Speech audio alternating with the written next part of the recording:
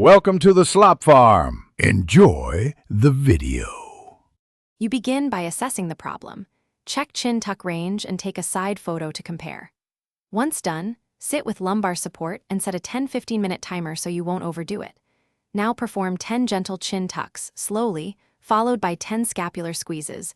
Breathe in through your nose, out through your mouth.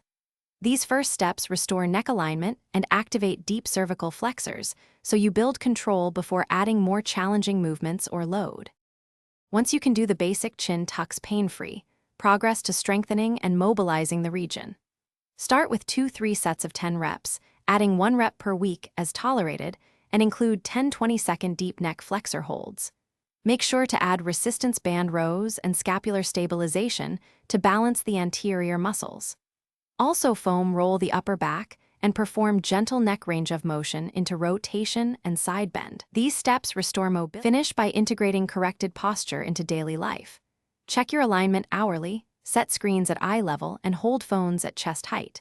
Once normalized, add functional load.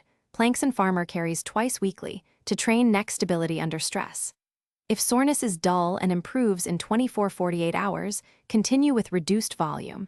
But if you get sharp pain, numbness, or worsening symptoms, stop, reduce intensity by half, and consult a clinician promptly. This ensures safe, lasting correction and prevents relapse. Thanks for watching. Consider subscribing if we helped you today.